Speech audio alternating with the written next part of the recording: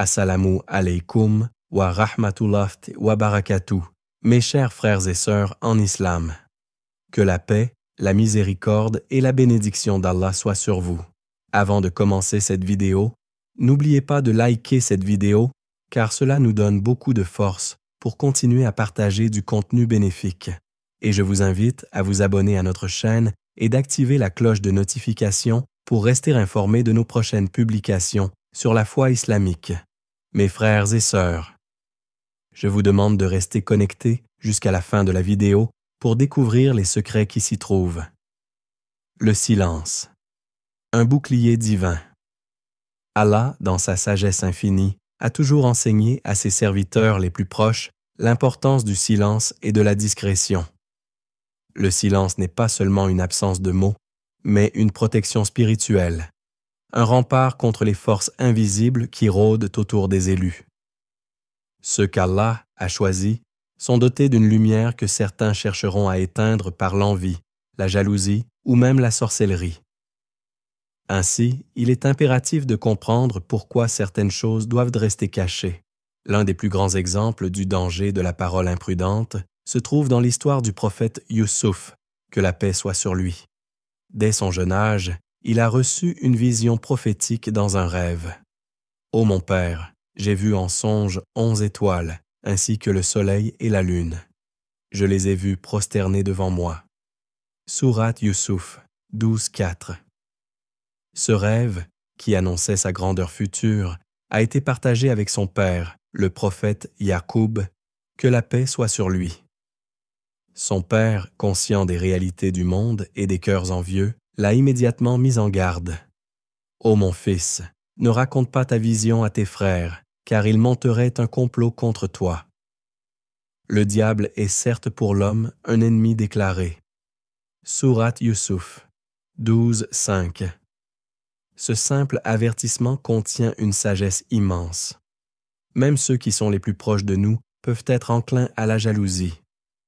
En révélant trop tôt ce qu'Allah nous accorde, nous risquons d'attirer sur nous des épreuves inutiles. L'histoire de Youssouf montre que ses frères, par jalousie et incompréhension, ont cherché à l'éloigner de la faveur divine en le jetant dans un puits. La parole peut être une porte vers les épreuves. Les élus d'Allah possèdent des bénédictions que beaucoup convoitent, que ce soit la réussite dans la vie, une foi inébranlable, un savoir profond ou une connexion spéciale avec Allah. Ces dons ne sont pas toujours accueillis avec bienveillance par les autres. Parfois, même inconsciemment, des personnes peuvent ressentir une jalousie qui se transforme en mauvais œil. Le prophète Muhammad, paix et bénédiction sur lui, nous a mis en garde contre cela.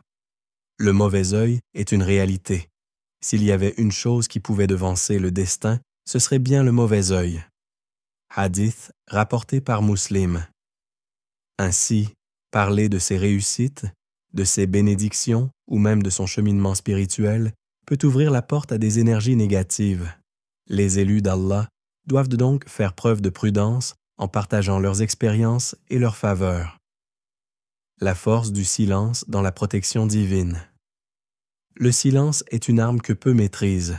Il protège non seulement contre la jalousie et le mauvais œil, mais aussi contre l'arrogance et l'orgueil. Trop parler de ses bénédictions peut pousser une personne à l'autosatisfaction et à oublier que tout vient d'Allah.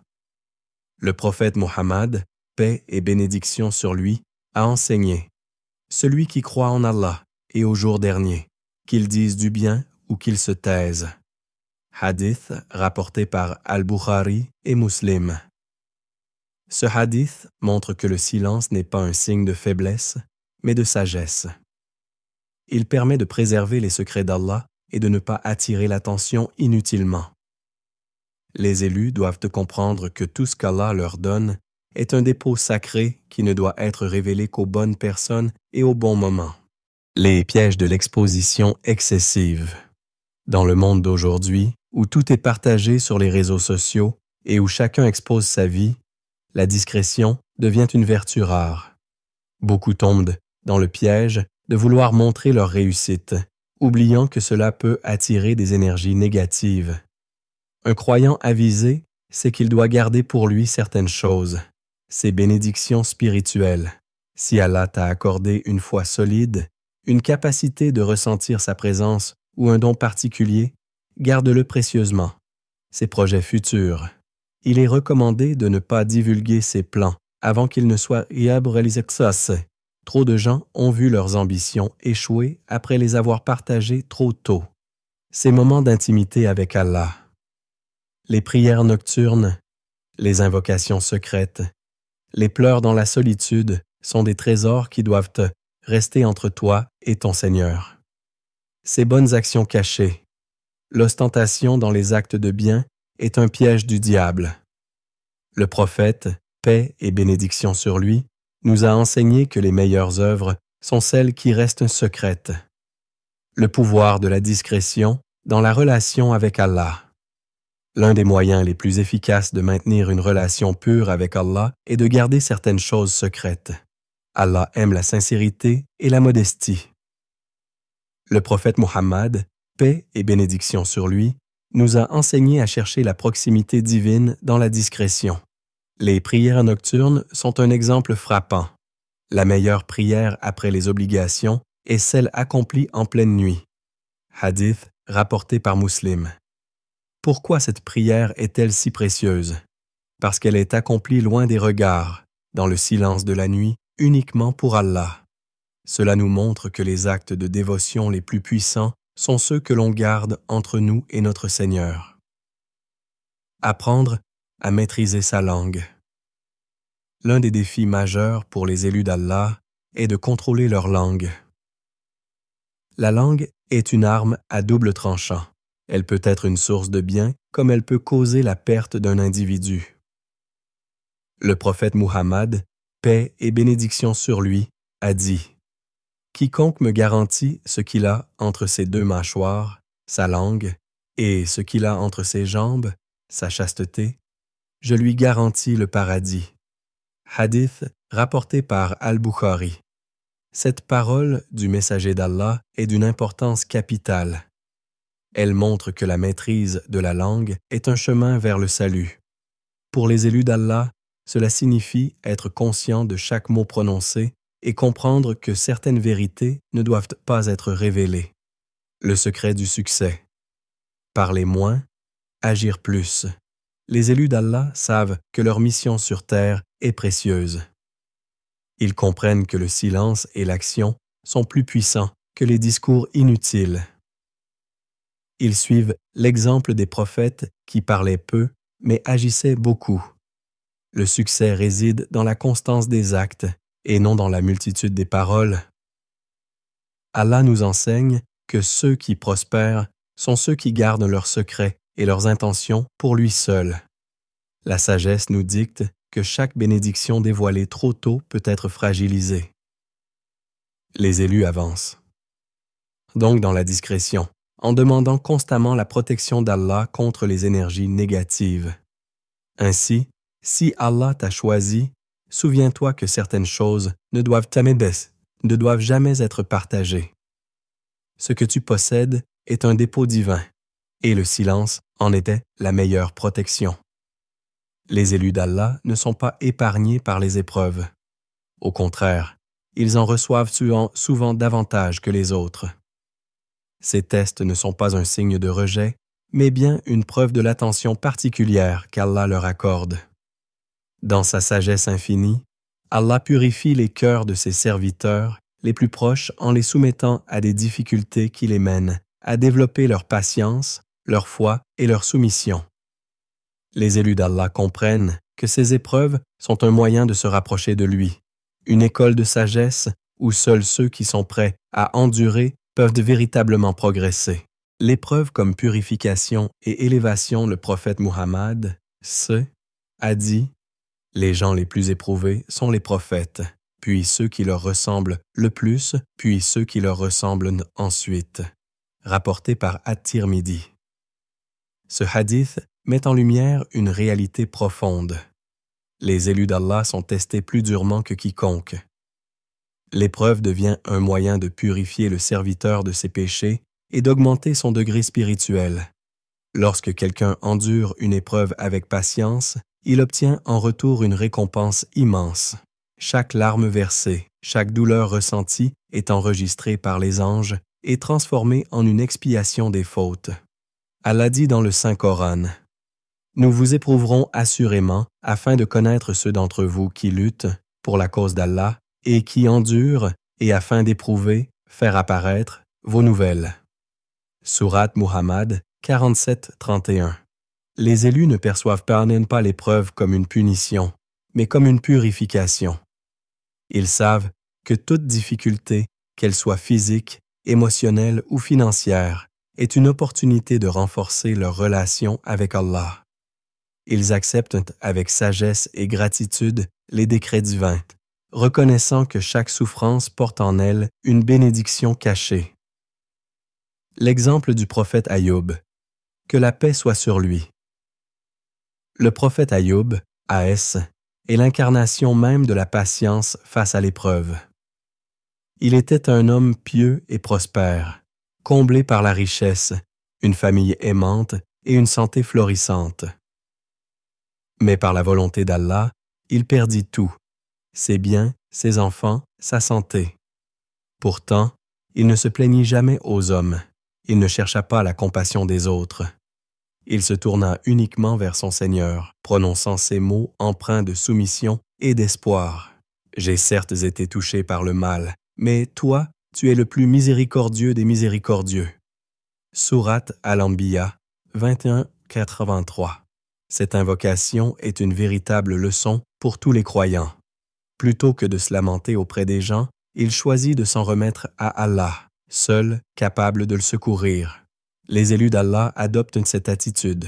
Ils savent que les hommes ne peuvent réellement comprendre la profondeur de leur douleur et que souvent, exposer ces souffrances au monde peut mener à des jugements injustes, voire à l'exploitation de leur vulnérabilité. Le silence, une arme contre les jugements et la jalousie. En partageant trop ces épreuves, on risque de s'attirer des regards remplis de compassion, mais parfois aussi de la jalousie ou du mépris. Certains pourraient bien voir l'épreuve comme une faiblesse, d'autres pourraient en profiter pour rabaisser celui qui souffre. Le prophète Yaqub, A.S.,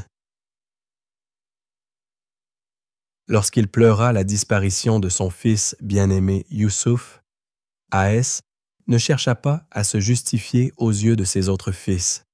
Il dit simplement: « Je ne me plains qu'à Allah de ma souffrance et de mon chagrin. » Sourate Youssouf 12-86. Le silence dans l'épreuve est une marque de sagesse et de force spirituelle. Cela permet de garder une connexion sincère avec Allah sans intermédiaire humain. Les élus d'Allah comprennent que certaines douleurs ne doivent être confiées qu'au Très-Haut, car lui seul peut véritablement apporter le soulagement. L'endurance et la confiance en Allah. Les élus d'Allah cultivent la patience, sabre, dans toutes les épreuves. Ils ne se révoltent pas contre le destin, car ils savent que chaque situation difficile cache une sagesse que seul Allah connaît. La patience devient ainsi leur bouclier, une armure qui leur permet de traverser les pires tempêtes sans vaciller. Allah dit: « Cherchez secours dans l'endurance et la prière. Certes, Allah est avec ceux qui endurent avec patience. » Sourate Al-Baqarah 2-153. La prière devient alors une source inestimable de force. L'élu d'Allah se tourne vers son Seigneur dans le silence de la nuit, pleurant ses peines sur son tapis de prière plutôt qu'auprès des hommes. Il sait que chaque prosternation est une occasion de se libérer de son fardeau. Les élus d'Allah savent que leurs épreuves ne sont pas le fruit du hasard. Elles sont une purification, une éducation divine, un passage obligatoire vers une foi plus forte. Ils ne cherchent ni la pitié des hommes, ni leur approbation, mais uniquement la satisfaction d'Allah. Le prophète Ayoub, A.S., le prophète Yaqub, A.S., et tant d'autres figures emblématiques de l'islam nous enseignent que dans l'épreuve, la meilleure attitude est de se tourner vers Allah avec patience et confiance. C'est dans cette réserve et ce silence que réside la véritable sagesse des élus. Les dons spirituels. Un secret entre toi et ton Seigneur. Allah accorde à ses élus des dons uniques, une intuition aiguisée, une connexion spirituelle intense, une capacité à ressentir ce qui échappe aux autres. Ces dons ne sont pas simplement des avantages ou des privilèges, mais des responsabilités confiées par le Très-Haut. Ils sont destinés à guider l'élu dans son cheminement et à le rapprocher davantage d'Allah. Mais ces dons doivent être préservés dans la plus grande discrétion, car toute bénédiction attire aussi des convoitises et des forces opposées. La discrétion, clé de la protection. Le prophète Muhammad, paix et bénédiction sur lui, nous a enseigné une règle fondamentale. Protéger nos bénédictions et ne pas tout révéler aux autres. Dans un hadith rapporté par At-Tabarani, il a dit « Cherchez l'accomplissement de vos besoins dans la discrétion, car toute personne favorisée est enviée. » Ce hadith met en garde contre les dangers de l'exposition. Tout ce qui est révélé peut devenir une cible pour les envieux, les sceptiques et même les forces occultes. L'élu d'Allah comprend qu'il ne doit pas partager ses dons spirituels à la légère, car il sait que certaines oreilles écoutent pour nuire et non pour comprendre. La convoitise des hommes et des djinns. Il est important de se rappeler que les dons spirituels ne sont pas visibles pour tout le monde. Pourtant, ils suscitent l'intérêt, la curiosité, voire la jalousie. Les gens, même inconsciemment, peuvent passer porter un mauvais œil sur ce qu'ils ne comprennent pas. Allah nous prévient dans le Coran. Et, en vérité, ceux qui ne croient pas veulent bien te faire trébucher du regard quand ils entendent le rappel. Et ils disent « Il est certes fou ». Sourate Al-Kalam, 68-51. De même, les djinns malveillants et Shaitan lui-même sont à l'affût des âmes lumineuses. Ils cherchent à détourner les élus d'Allah en leur insufflant des doutes, en provoquant des épreuves ou en les exposant à des attaques invisibles. Les dons sont une épreuve. Avoir un don spirituel est une épreuve en soi. Certains élus reçoivent des visions, d'autres ont une intuition infaillible, et d'autres encore ressentent des présences invisibles. Ces facultés peuvent être troublantes et difficiles à gérer si elles ne sont pas accompagnées d'une foi solide et d'une guidance divine. Le prophète Youssouf, que la paix soit sur lui, a vu en rêve qu'il serait un jour élevé au-dessus de ses frères. Pourtant, son père, le prophète Yacoub, que la paix soit sur lui a immédiatement conseillé de ne pas partager cette vision avec ses frères. « Ô mon fils, ne raconte pas ta vision à tes frères, car ils comploteraient contre toi un complot. Certes, le diable est pour l'homme un ennemi déclaré. » Sourate Youssouf 12:5. Cet avertissement divin nous rappelle que même parmi les proches, il peut y avoir de l'envie et du mal caché. Il ne s'agit pas de voir le mal partout, mais de comprendre que toute faveur accordée par Allah doit être gérée avec sagesse. La façon dont les élus protègent leurs dons. L'élu d'Allah sait que certains secrets doivent être gardés entre lui et son Seigneur. Voici quelques principes qu'il suit. Le silence et la discrétion. Il parle peu de ce qu'il reçoit d'Allah, même à ses proches. Le dhikr et l'invocation. Il demande constamment à Allah de préserver ses dons et de les guider vers le bien. La gratitude cachée. Il remercie Allah en secret, sans montrer ouvertement ce qu'il possède. L'éloignement des envieux. Il évite les personnes qui posent trop de questions ou qui semblent intriguées par ce qu'il a reçu. L'intention pure. Il n'utilise jamais ses dons pour l'ostentation ou la recherche de reconnaissance. L'attitude du vrai croyant. L'élu d'Allah ne cherche pas à prouver quoi que ce soit aux autres. Il sait que ce qu'il possède est un dépôt d'Allah et qu'il en est responsable. Il ne cherche pas à impressionner ni à convaincre. Il avance dans la vie avec humilité, sachant que le véritable but n'est pas de montrer ses capacités, mais de renforcer son lien avec le Créateur. En conclusion, les dons spirituels sont des trésors sacrés qui ne doivent être partagés qu'avec prudence. L'élu d'Allah comprend que la discrétion est une forme de protection et que tout ce qui vient d'Allah doit être préservé avec sagesse. Son cœur est tourné vers l'adoration et non vers la reconnaissance des hommes.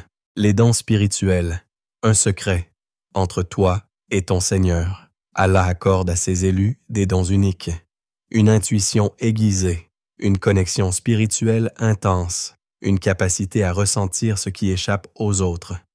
Ces dons ne sont pas simplement des avantages ou des privilèges, mais des responsabilités confiées par le Très-Haut. Ils sont destinés à guider l'élu dans son cheminement et à le rapprocher davantage d'Allah.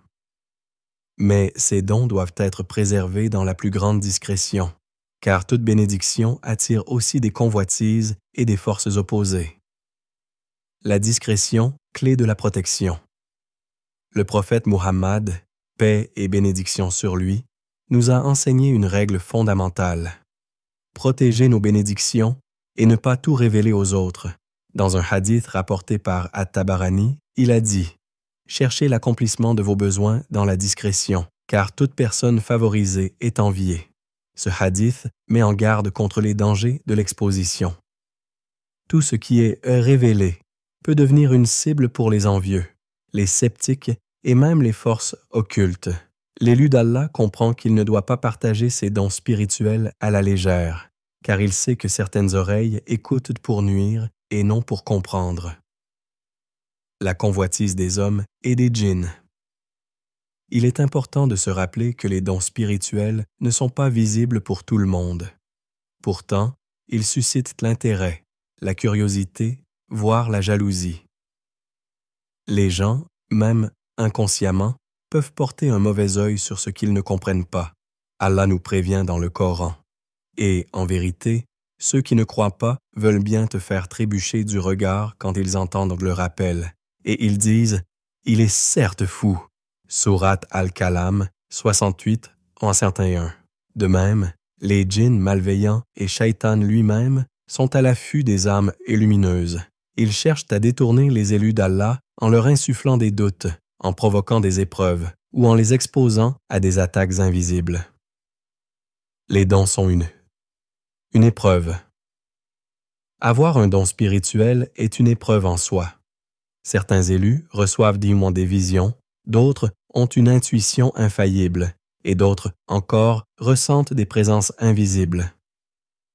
Ces facultés peuvent être troublantes et difficiles à gérer si elles ne sont pas accompagnées d'une foi solide et d'une guidance divine.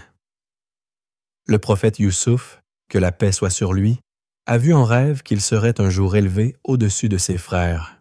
Pourtant, son père, le prophète Yacoub, que la paix soit sur lui a immédiatement conseillé de ne pas partager cette vision avec ses frères. « Ô mon fils, ne raconte pas ta vision à tes frères, car ils comploteraient contre toi un complot. Certes, le diable est pour l'homme un ennemi déclaré. » Sourate Youssouf 12.5. Cet avertissement divin nous rappelle que même parmi les proches, il peut y avoir de l'envie et du mal caché. Il ne s'agit pas de voir le mal partout, mais de comprendre que toute faveur accordée par Allah doit être gérée avec sagesse. La façon dont les élus protègent leurs dons. L'élu d'Allah sait que certains secrets doivent être gardés entre lui et son Seigneur. Voici quelques principes qu'il suit. Le silence et la discrétion. Il parle peu de ce qu'il reçoit d'Allah, même à ses proches. Le dhikr et l'invocation. Il demande constamment à Allah de préserver ses dons et de les guider vers le bien. La gratitude cachée. Il remercie Allah en secret, sans montrer ouvertement ce qu'il possède. L'éloignement des envieux. Il évite les personnes qui posent trop de questions ou qui semblent intriguées par ce qu'il a reçu. L'intention pure. Il n'utilise jamais ses dons pour l'ostentation ou la recherche de reconnaissance. L'attitude du vrai croyant.